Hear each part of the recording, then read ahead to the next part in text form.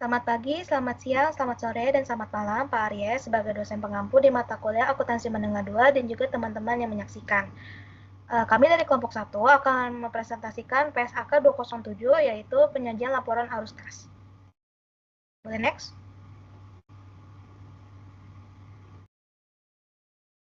Oke, sebelumnya izinkan kami memperkenalkan diri. Perkenalkan, nama saya Natasha Rahmat dengan NIM 2023-50203. Nama saya Sandra Sheila dengan NIM 2023-50216. Nah, tujuan PSAK 207 ini untuk memberikan informasi perubahan histori kas dan setara kas melalui laporan arus kas yang diklasifikasi berdasarkan aktivitas operasi, investasi, dan pendanaan. Nah, manfaatnya itu untuk membantu pengguna mengevaluasi perubahan aset neto, struktur keuangan, likuiditas, serta kemampuan entitas dalam menghasilkan dan mengatur arus kas. Nah, informasi ini juga meningkatkan keterbandingan antara entitas dan berguna untuk menilai serta memprediksi arus kas masa depan secara lebih akurat. Definisinya itu terdapat akuntansi investasi, yaitu perolehan dan pelepasan aset jangka panjang serta investasi lainnya yang tidak termasuk setara kas. Dan juga akuntansi operasi adalah aktivitas penghasilan utama, pendapatan entitas, dan aktivitas lain yang bukan merupakan aktivitas investasi dan aktivitas pendanaan. Nah, aktivitas pendanaan itu aktivitas yang mengakibatkan perubahan dalam jumlah serta komposisi kontribusi ekuitas dan pinjaman entitas. Nah, arus kas itu adalah arus masuk dan arus keluar kas dan setara kas. Nah, kas terdiri dari saldo kas dan juga rekening giro. Kas setara itu adalah investasi yang sifatnya sangat likuid, berjangka pendek, yang dengan cepat dapat serta dikonversikan menjadi kas dalam jumlah yang dapat ditentukan dan memiliki risiko perubahan nilai yang tidak signifikan. Kas dan setara kas, yaitu investasi jangka pendek yang sangat likuid, mudah dikonversi menjadi kas, dan memiliki risiko perubahan nilai yang tidak signifikan. Umumnya, investasi dianggap setara kas jika jatuh tempo dalam waktu 3 bulan atau kurang sejak tanggal perolehan. Nah, investasi ekuitas tidak termasuk setara kas kecuali berbentuk seperti saham dan preferen dengan tanggal penebusan yang pasti dan jangka pendek. Secara umum, pinjaman bank dianggap sebagai aktivitas pendanaan. Namun, dalam beberapa negara, bank overdraft yang bersifat fluktuatif dapat dianggap sebagai bagian dari kas dan setara kas. Perpindahan antara kas dan setara kas tidak dicatat sebagai arus kas karena merupakan bagian dari pengelolaan kas, bukan aktivitas operasi, investasi, ataupun pendanaan. Nah, penyajian laporan arus kas itu terdapat 3 aktivitas. Nah, yang pertama itu ada aktivitas operasi, yaitu mencerminkan arus kas utama dari kegiatan bisnis yang menghasilkan pendapatan. Contohnya itu penerimaan dari penjualan barang dan jasa, dan juga pembayaran kepada pemasok dan karyawan. Yang kedua itu ada aktivitas investasi, yaitu arus kas yang memperoleh aset yang menghasilkan pendapatan masa depan. Contohnya itu beli atau jual aset tetap tak berwujud dan jangka panjang lainnya. Nah, yang ketiga itu ada aktivitas pendanaan terkait penerimaan dan pembayaran kas dari atau ke pemilik dan pemberi pinjaman. Contohnya itu penerbitan atau pembelian kembali saham dan juga penerbitan atau pelunasan pinjaman.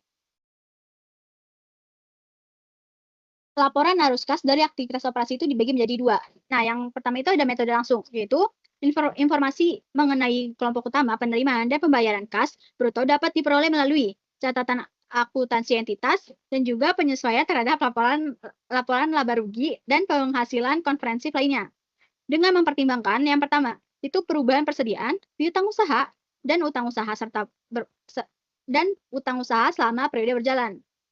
Nah, di metode tidak langsung itu, arus kas neto dari aktivitas operasi dihitung dengan penyesuaian laba atau rugi neto terhadap perubahan persediaan, piutang usaha, dan utang usaha selama periode berjalan. Selain itu, seperti depresiasi dan juga provisi, pajak tanggungan, keuntungan, dan kerugian fluktuasi yang belum direalisasi, serta laba entitas asosiasi yang belum didistribusikan. Nah, yang ketiga itu ada pos lain yang terkait dengan investasi atau pendanaan. Nah, pelaporan arus kas dari investasi dan pendanaan itu, yaitu penerimaan dan pembayaran kas utama, dilaporkan terpisah, kecuali yang dilaporkan secara neto. Pelaporan arus kas atas dasar arus kas neto itu dibagi menjadi 2. Yang pertama itu ada arus kas dari aktivitas operasi, investasi, dan pendanaan. Berikut dapat dilaporkan berdasarkan arus kas neto. A. Penerimaan dan pembayaran kas untuk kepentingan pelanggan, jika lebih mencerminkan aktivitas pelanggan daripada entitas. B. Penerimaan dan pembayaran kas untuk pos dengan perputaran cepat, jumlah besar, dan jangka waktu singkat. Nah, yang kedua itu ada arus kas dari aktivitas lembaga keuangan Berikut dapat dilaporkan berdasarkan arus kas neto. Yang A itu penerimaan pembayaran kas terkait deposito berjangka dengan jatuh tempo tetap. Nah, yang B, penetapan dan penarikan deposito pada atau dari lembaga keuangan. Nah, yang C itu pemberian dan pelunasan uang muka serta pinjaman kepada nasabah.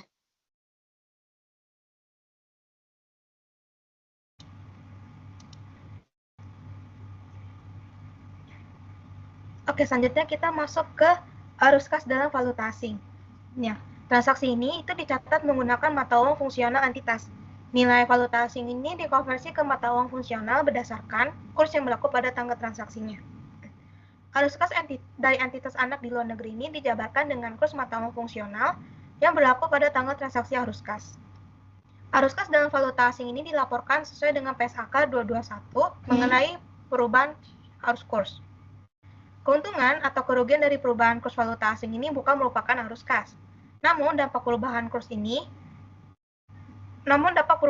kurs terhadap kas dan setara kas dalam valuta asing ini juga tetap harus dicantumkan dalam laporan arus kas untuk merekonsiliasi saldo awal dan juga saldo akhirnya.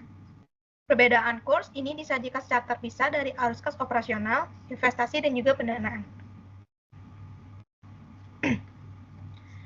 Kita akan membahas bunga dan dividen. Yang bunga dulu. Bunga yang dibayarkan serta bunga dan dividen yang diterima itu biasanya diklasifikasikan sebagai arus kas operasi karena akan mempengaruhi laba ruginya. Sedangkan bunga yang dibayarkan serta bunga dan dividen yang diterima dapat diklasifikasikan sebagai arus kas pendanaan dan arus kas investasi karena merupakan biaya peroleh sumber daya keuangan atau sebagai imbal hasil investasi. Yang kedua ada dividen. Dividen yang dibayarkan ini dapat diklasifikasikan sebagai arus kas pendanaan karena merupakan biaya perolehan sumber daya keuangan. Sebagai alternatifnya, dividen ini juga dapat diklasifikasikan sebagai arus kas operasi karena akan membantu pengguna menentukan kemampuan entitas untuk membayar dividen dari arus kas operasi itu. Selanjutnya ada pajak penghasilan. Arus kas pajak penghasilan ini seringkali tidak praktis untuk didefinisikan dan dapat terjadi dalam periode yang berbeda dengan transaksi arus kas yang mendasarinya. Oleh karena itu, pajak yang dibayarkan itu biasanya diklasifikasikan sebagai arus kas operasi. Tetapi, jika arus kas pajak ini dapat diidentifikasi secara praktis dengan transaksi individual yang menimbulkan arus kas, maka arus kas ini diklasifikasikan sebagai aktivitas pendanaan atau investasi sesuai jenis aktivitasnya.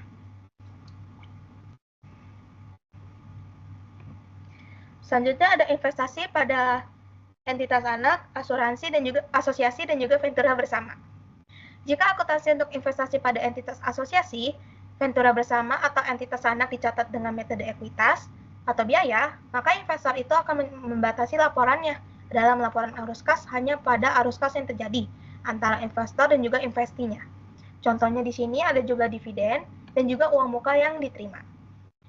Lalu entitas yang melaporkan bagian kepentingan adalah entitas asosiasi atau ventura bersama dengan menggunakan metode ekuitas ini memasukkannya ke dalam laporan arus kas investasi. Selanjutnya ada perubahan kepemilikan dalam kepentingan pada entitas anak dan entitas bisnis lainnya. Jumlah imbalan yang dibayarkan atau diterima. Bagian dari imbalan ini terdiri dari kas dan juga setara kas. Jumlah kas dan setara kas dalam entitas anak atau bisnis lainnya ini, di mana pengendalian itu diperoleh akan hilang. Jumlah aset dan juga liabilitasnya ini selain kas atau setara kas, dalam entitas anak atau bisnis lainnya, di mana pengendalian diperoleh atau hilang diringkas berdasarkan kategori utamanya. Selanjutnya, nah di sini ada kelanjutannya. Penyajian terpisah atas jumlah aset dan liabilitas yang diperoleh atau dilepaskan akan membantu membedakan arus kas tersebut dengan arus kas yang timbul dari aktivitas operasi, investasi, dan juga pendanaan. Dampak arus kas ini nggak boleh dikurangi dari arus kas untuk memperoleh pengendalian. Jumlah gabungan kas yang dibayarkan tersebut itu dilaporkan dalam arus kas neto kas dan setara kas sebagai bagian dari transaksi, peristiwa, ataupun perubahan keadaan. Jika arus kas yang timbul ini tidak mengakibatkan kehilangan pengendalian, pada entitas anak, arus kas ini dapat diklasifikasikan sebagai arus kas pendanaan, kecuali entitas anak ini dimiliki oleh entitas investasi. Nah, di sini ada beberapa contoh transaksi pendanaan dan juga investasi yang tidak memiliki pengaruh terhadap arus kas. Yang pertama ini ada perolehan aset baik secara kredit ataupun sewa. Yang kedua, ada akuisisi suatu entitas melalui penerbitan instrumen ekuitas. Dan yang ketiga, ada konversi utang menjadi ekuitas. Perubahan pada liabilitas yang timbul dari aktivitas pendanaan. Perubahan pada liabilitas ini sebagai berikut.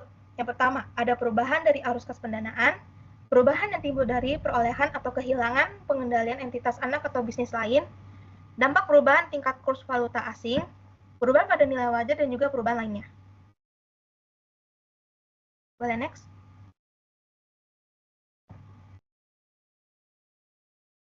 Nah, di sini ada kelanjutannya.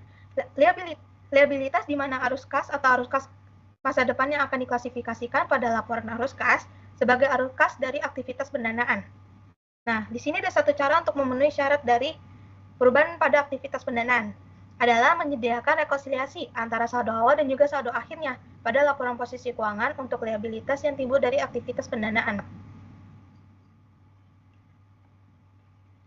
Selanjutnya ada komponen kas dan juga setara kas. Dampak dari setiap perubahan dalam kebijakan untuk menentukan komponen kas dan setara kas.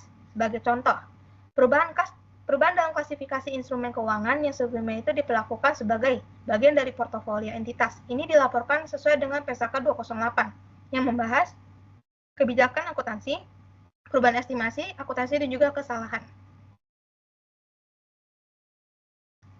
Selanjutnya ada pengungkapan lain. Dalam keadaan tertentu, saldo kas yang dimiliki oleh entitas ini tidak dapat digunakan oleh kelompok usaha. Pengungkapan arus kas yang terpisah ini juga mencerminkan peningkatan kapasitas operasi yang berguna bagi pengguna untuk menentukan apakah entitas ini melakukan investasi secara memadai dalam pemeliharaan kapasitas operasinya. Pengungkapan arus kas secara segmen ini juga memungkinkan penggunanya memperoleh pemahaman yang lebih baik mengenai hubungan antara arus kas bisnis sebagai suatu keseluruhan dan bagian komponennya, serta ketersediaan dan keragaman arus kas secara segmen. Oke, di sini ada contoh untuk penyusunan laporan untuk arus kas, tapi non lembaga keuangan. Sebenarnya ini bukan dari bagian PSAK-nya, tapi ini sebagai bagian untuk kalian ngerti gambarannya. Diketahui di sini ada persediaannya itu sebesar Rp100, piutang usahanya sebesar Rp100, kasnya sebesar Rp40, aset tetap Rp650, utang usahanya sebesar Rp100, dan utang jangka panjangnya sebesar Rp200. Di sini ada informasi tambahannya, Rp250 ini diperoleh dari penerbitan modal saham, dan Rp250 ini diperoleh dari pinjaman jangka panjang. Ada informasi lainnya juga beban bunga sebesar Rp400 dan telah dibayar sebesar Rp170 selama periode tersebut. Rp100 yang juga merupakan beban bunga periode sebelumnya itu sudah dibayar pada periode tersebut. Selanjutnya ada dividen yang dibayarkan sebesar Rp1.200. Ada juga liabilitas pada awal dan akhir periode itu masing-masing sebesar Rp400 dan juga Rp1.000. Selama periode tersebut disisihkan sebesar Rp200 untuk tambahan pajak. Pajak yang terutang dari dividen yang diterima itu sebesar Rp100. Selama periode tersebut juga, entitas itu memperoleh aset tetap dan aset hak guna. Terkait aset tetap dengan harga Rp1.250, di mana Rp900 ini terkait dengan aset hak guna. Pembayaran kas sebesar Rp350 digunakan untuk pembelian aset tetap.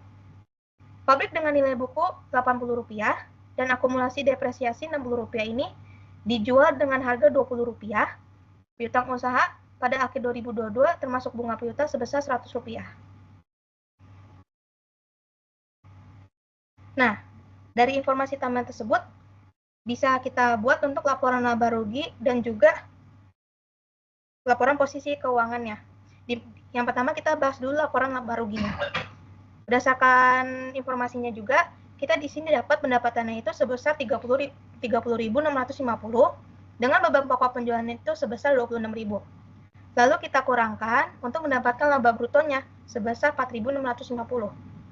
Selanjutnya kita kurangkan lagi dengan beban-beban seperti beban depresiasi sebesar 450, beban administratif dan penjualannya 910, beban bunganya Rp400, penghasilan investasinya kita tambahkan sebesar Rp500 dan kita kurangkan lagi dengan kerugian selisih kurs.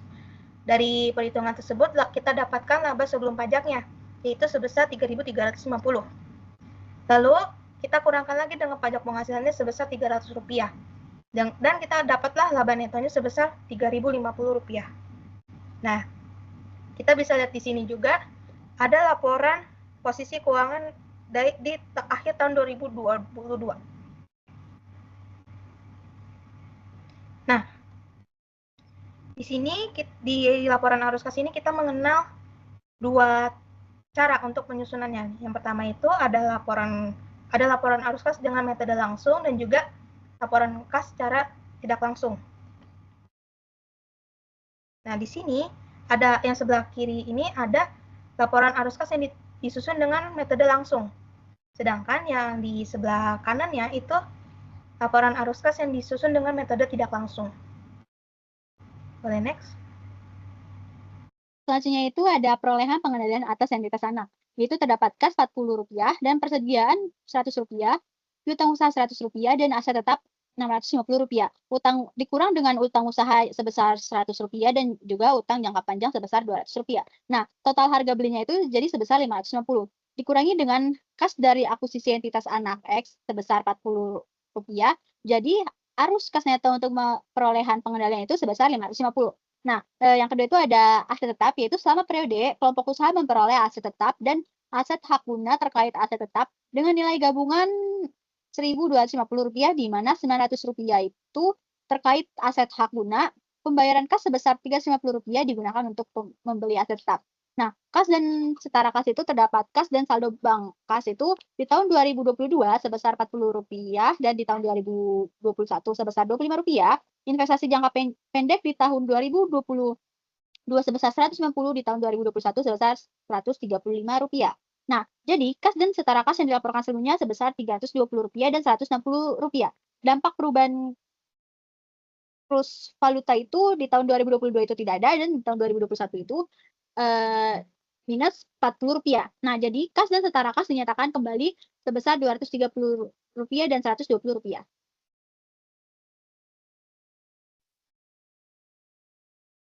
Informasi segmen. Dalam catatan laporan arus kas, dibutuhkan informasi lainnya, yakni informasi segmen.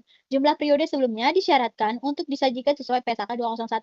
Nah, terdapat segmen A, B, dan C. Nah, di arus kas dari aktivitas operasi di segmen A itu terdapat Rp1.520.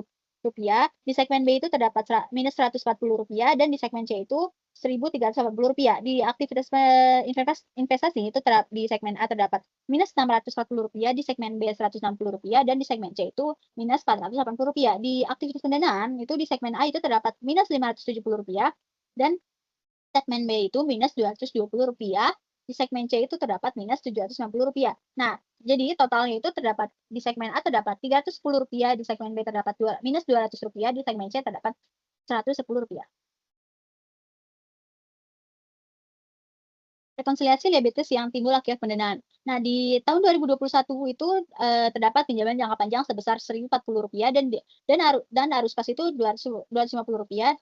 Selain itu, perubahan non kas di bagian akuisisi sebesar 200, dan di tahun 2022 terdapat Rp1.490. Nah, di liabilitas sewanya itu di tahun 2021 itu tidak ada, dan arus kas di bagian liabilitas sewa itu terdapat minus Rp90. Dan juga di perubahan non kas bagian sewa baru terdapat Rp900. Di tahun 2022 terdapat Rp810. Nah, jadi utang jangka panjang di tahun 2021 itu sebesar Rp1.040, dan di arus kas itu terdapat Rp160, dan perubahan non kas di bagian akuisisi Rp200, dan di bagian sewa baru terdapat Rp900. Di tahun 2022 itu Rp2.300. Nah, alternatif penyajian metode tidak langsung itu sebagai alternatif dalam laporan arus kas dengan metode tidak langsung, laba operasi sebelum perubahan modal kerja kadang-kadang disajikan sebagai berikut. Nah, pendapatan di luar penghasilan investasi itu sebesar Rp30.650, dan biaya operasi depresiasi itu terdapat minus Rp26.910, dan jadi laba operasi sebelum perubahan modal kerja sebesar Rp3.740. Nah, jadi di rekonsiliasi liabilitas yang timbul akibat pendanaan itu terdapat pinjaman jangka panjang, pinjaman jangka pendek, liabilitas sewa, aset yang dimiliki untuk lindung nilai pinjaman jangka panjang, dan juga jumlah liabilitas dari aktivitas pendanaan. Berikut contoh laporan arus kas lembaga keuangan. Oke, sekian presentasi dari kami. Mohon maaf masih ada kekurangannya. Terima kasih.